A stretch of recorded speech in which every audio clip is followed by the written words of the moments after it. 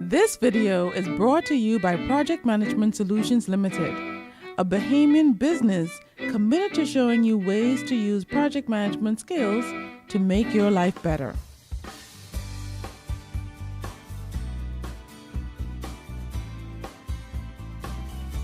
You are progressing well with writing your project management plan. So far, you have collected requirements, prioritized and categorized them, create a plan for managing your requirements, determine what is included and excluded in your project, and broken down all of your project work into work packages.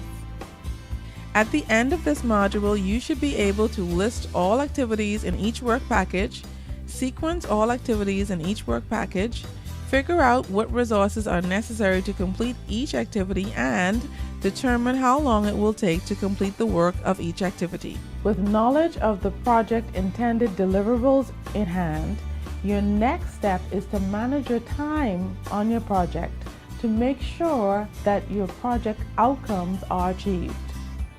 Each one of those work packages that you've created have a series of activities associated with them. We must manage our time with completing those activities to make sure that our project outcomes are achieved. Defining activities documents the specific activities needed to fulfill the requirements detailed in the project scope.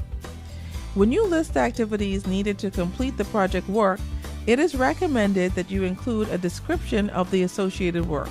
The description of each activity should begin with a verb and contain a unique object. When you write the descriptions for each activity, write them in a way that describes a specific piece of work that a single person should be responsible for performing.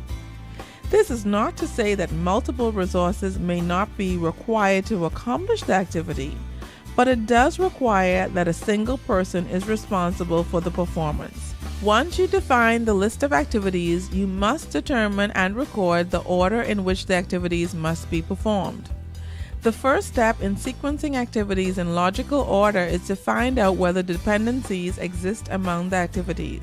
The precedence diagramming method, or PDM, is a technique used for constructing a schedule model in which activities are linked by one or more logical relationships to show the sequences that are to be performed. The precedence diagramming method includes 4 types of dependencies or logical relationships. A predecessor activity is an activity that comes before a dependent activity in a schedule. A successor activity is a dependent activity that logically comes after another activity on a schedule.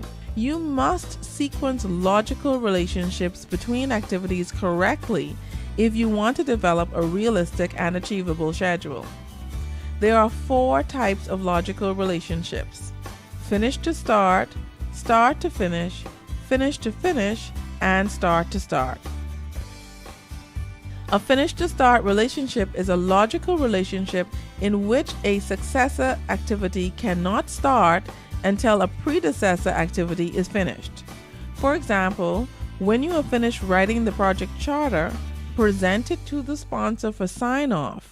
You cannot sign off the project charter until after you finish writing it.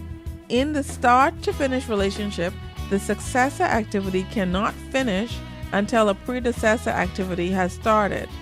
For example, the applause cannot finish until the speaker starts talking. In a finish to finish relationship, a successor activity cannot finish until a predecessor activity is finished. An example of this is cooking steak and potato on the barbecue. The steak cannot finish before the potatoes are done. And finally, there is a start to start relationship in which a successor activity cannot start until a predecessor activity has started. For example, as soon as the bride starts walking down the aisle, the photographer starts taking the picture. When activities are sequenced according to the precedence diagramming method, they are associated based on their dependencies or logical relationship, and not their association based on a particular work package. To summarize, the requirements to produce a network diagram are as follows. Create a list of activities to complete for the project. Sequence the activities in the order in which they must appear, determine the predecessor and successor, and estimate the time required to complete each activity. All projects from the smallest to the largest require resources. The physical resources needed to complete a project include people, equipment, supplies, and material. Estimating activity resources is concerned with determining the types and quantities of human and material resources needed for each scheduled activity. Estimating activity resources should be closely associated with estimating costs, as resources are typically the largest expense that you will have on any project. When you estimate activity duration, you're looking at the work hours, work periods, and resources necessary to complete the activity. Estimating activity duration looks at the activity's scope of work, as well as the resource type, quantities, and calendar necessary to complete the work. Activity duration estimates are quantifiable estimates expressed as the number of work periods necessary to complete an activity. Now, work periods could be hours, days, weeks, or even on large projects, months or years. When estimating activity duration, be sure to account for all of the time that will elapse from the beginning to the end of when the activity is completed. This is where you rely on that stakeholder register to ask the experts for their input, because they can give you guidance. They've done this stuff before. Let's take some time to discuss what we learned in this module.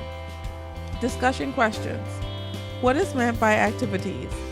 Why is completing all activities related to each work package on a project important? What does the process of sequencing activities entail? How do you determine what resources you may need to complete each activity, and how do you determine how long it will take to complete each activity?